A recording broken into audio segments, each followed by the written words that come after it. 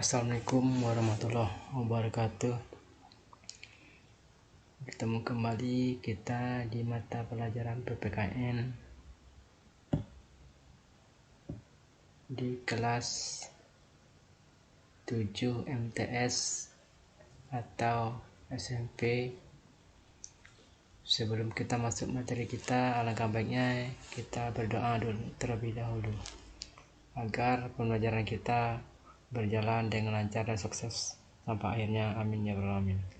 Baik, materi kita kali ini adalah perumusan dan penetapan Pancasila sebagai dasar negara. Sebelum kita memasuki materi kita harus tahu dulu tujuan dari pembelajaran kita kali ini. Pertama, siswa dapat menjelaskan sejarah perumusan Pancasila sebagai dasar negara. Kedua, siswa dapat menjelaskan peran para pendiri negara dalam merumuskan Pancasila. Ketiga, siswa dapat menjelaskan semangat dan komitmen para pendiri negara dalam perumusan Pancasila. Keempat, siswa dapat menunjukkan sikap meneladani semangat dan komitmen para pendiri negara. Karakter siswa yang diharapkan adalah pertama, cinta tanah air, kreatif, mandiri, dan semangat kebangsaan.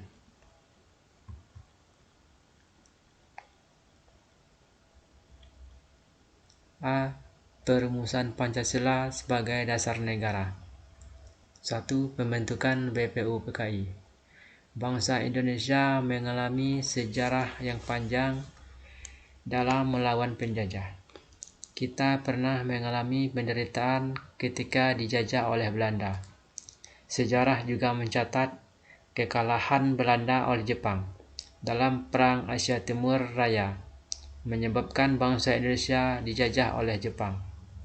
Ibarat pepatah, lepas dari mulut harimau, masuk ke mulut buaya.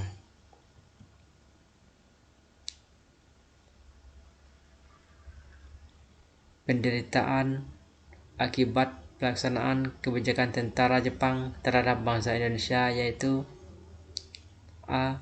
Pelaksanaan kerja paksa.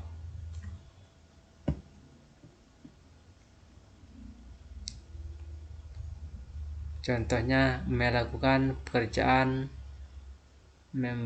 pembangunan dan pekerjaan berat lainnya, seperti membuat jembatan, gedung, atau lainnya yang disuruh oleh bangsa Jepang. Yang kedua, pengambilan paksa.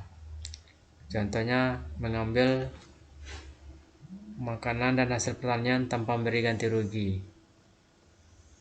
Artinya padi, jagung, dan lain sebagainya. C. Perbudakan paksa.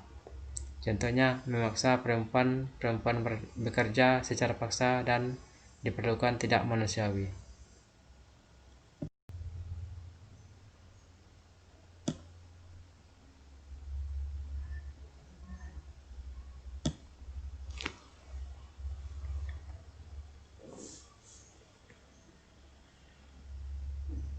Jepang mulai menguasai Indonesia setelah Belanda menyerah di Kalijati, Subang, Jawa Barat pada tanggal 8 Maret 1942. Kedatangan Jepang semula disangka baik oleh bangsa Indonesia.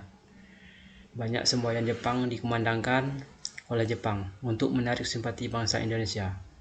Pertama, Jepang pelindung Asia, Jepang pemimpin Asia, Jepang cahaya Asia. Ternyata tidak jauh berbeda dengan Belanda. Ibarat pepatah Minang, keluar ciga, masuk baru.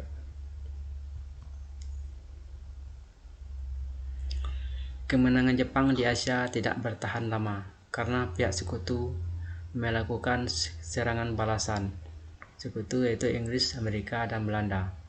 Akhirnya satu persatu wilayah jajahan Jepang kembali ke tangan sekutu. Melihat hal itu, pada peringatan pembangunan Jawa Baru tanggal 1 Maret 1945, Jepang mengumumkan pembentukan Dokurit Zonbi Toyosakai, itu bahasa Jepang. Kalau bahasa Indonesia atau Badan Penyelidik Usaha-Usaha Persiapan Kemerdekaan Indonesia atau BPUPKI.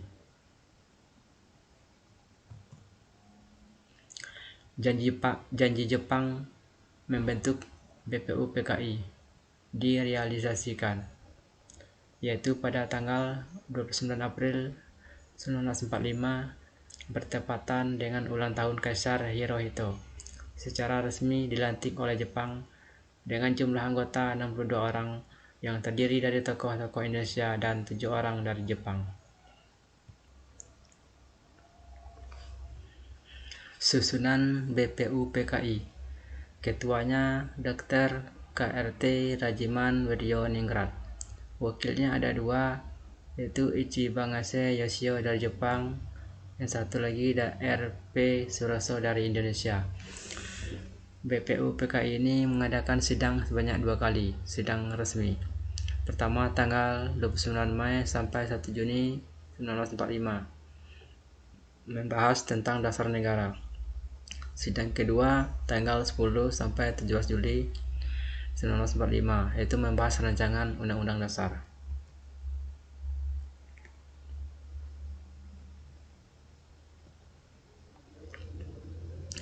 Pada pelaksanaan sidang tidak resmi hanya dihadiri oleh 38 orang, berlangsung di masa reses antara sidang pertama dan kedua.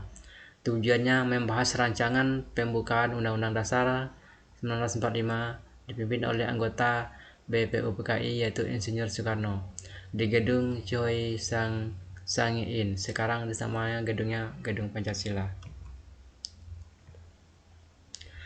2. Perumusan dasar negara.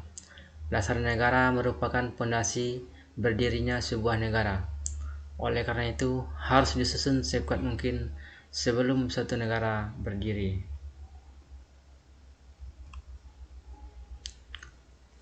Ketua BPUPKI yaitu Dr. KRT Rajiman Wedioningrat. Awal sidang pertama menyatakan bahwa untuk mendirikan Indonesia merdeka diperlukan suatu dasar negara. Beberapa tokoh pendiri negara mengusulkan rumusan negara. Pertama dari Muhammad Yamin mengusulkan secara lisan 5 dasar bagi negara Indonesia. Pertama, pri kebangsaan, pri kemanusiaan, pri ketuhanan, pri kerakyatan. Yang kelima, kesejahteraan sosial. Setelah selesai pidato, Muhammad Yamin menyampaikan konsep dasar negara kepada ketua sidang, berbeda dengan isi pidatonya. Yaitu Asas dan Dasar Indonesia Merdeka menurut Muhammad Yamin tanggal 29 Mei 1945.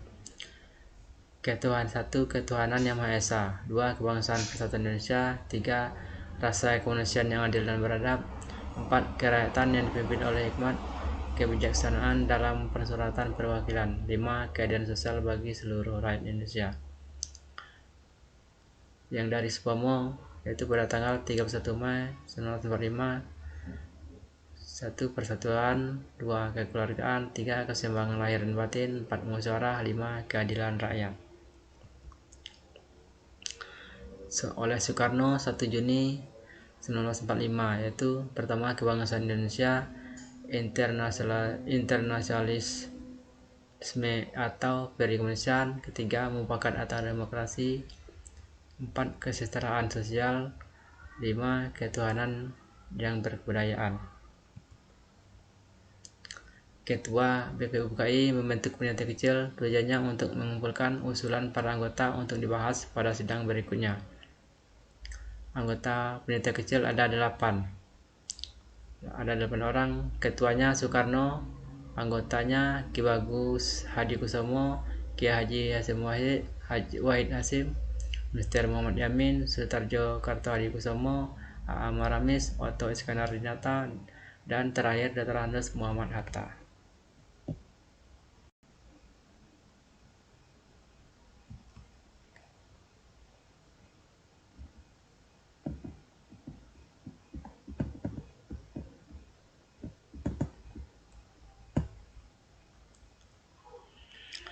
Panitia kecil ini mengadakan pertemuan memasukkan usulan-usulan yang telah dikumpulkan. 1. Meminta Indonesia merdeka selekas-lekasnya. 2. Dasar negara. 3. Mengenai soal unifikasi dan federasi. 4. Bentuk negara dan kepala negara. 5. Warga negara. 6. Mengenai daerah. 7. Agama dan negara. 8. Mengenai pembelaan. 9. Soal keuangan. Sesudah sidang Choi Sang-in, panitia kecil mengadakan rapat dengan 38 anggota BPUPKI di kantor besar Hokokai. Pertemuan tersebut membentuk lagi panitia kecil. Ketuanya adalah Insinyur Soekarno dan dihadiri oleh 2 golongan. Pertama dari golongan kebangsaan Muhammad Hatta, Muhammad Yamin, A.A. Maramis, Mr. Ahmad Suparjo. Golongan Islam Kiai Haji Wahid Hasim, Kahar Muzakir, Haji Agus Salim, dan R. Abi Kusno Jokro Sujoso. Panitia ini dikenal dengan sebutan Panitia 9 karena anggotanya ada 9. Selanjutnya, panitia ini mengadakan rapat di rumah kediaman Insinyur Soekarno di Jalan Pengasaan Timur nomor 56 Jakarta. Pada tanggal 22 Juni 1945, Panitia 9 mencapai persetujuan atau kesepakatan tentang rancangan Undang-Undang Dasar. Rapat berlangsung secara alot karena perbedaan dasar negara, terutama soal agama dan negara. Soekarno rancangan dasar ini diberi nama Mukadimah. Mr. Yamin, Piagam Jakarta. Sudirman Wirjo Sandijo disebut Gentleman Agreement.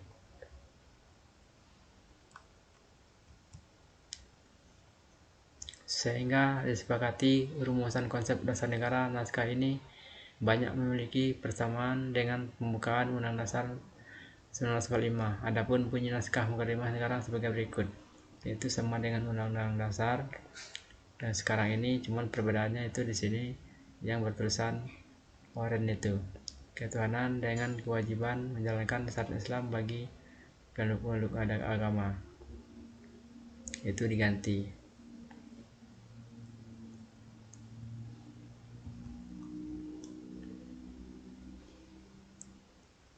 Naskah Mukadimah ini ditandatangani oleh semua anggota Panitia 9, dikenal dengan Piagam Jakarta atau Jakarta Kartel.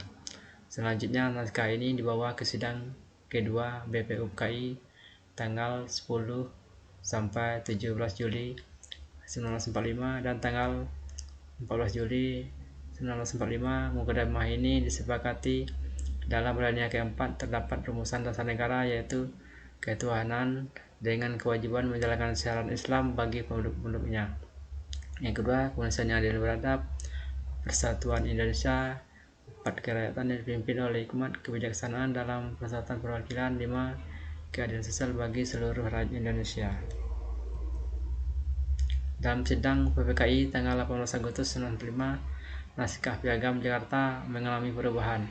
Sila pertama semulanya berbunyi ketuhanan dengan kewajiban menjalankan syariat Islam bagi penduduk-penduduknya diubah menjadi ketuhanan yang Maha Esa.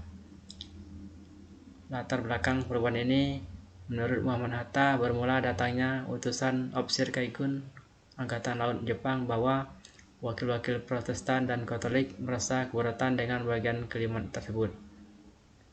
Terhadap keberatan tersebut, sebelum sidang PPKI dimulai, Muhammad Hatta mengajak Kiai Haji Wahid Hasim, Mr. Kasman Singodimejo, dan Mr. Tengku Muhammad Hasan mengadakan rapat pendahuluan supaya tidak terpecah sebagai bangsa.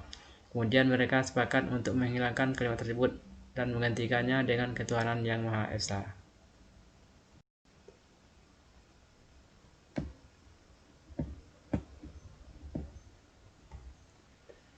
Dengan demikian, perumusan tersebut diubah menjadi: pertama, ketuhanan yang Maha Esa; 2. Kemanusiaan yang adil dan beradab; 3. Persatuan Indonesia; 4.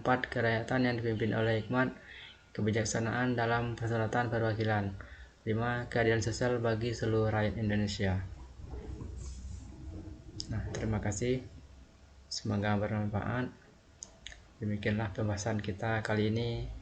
Sampai ketemu penjelasan materi berikutnya. Saya akhiri. Assalamualaikum warahmatullahi wabarakatuh.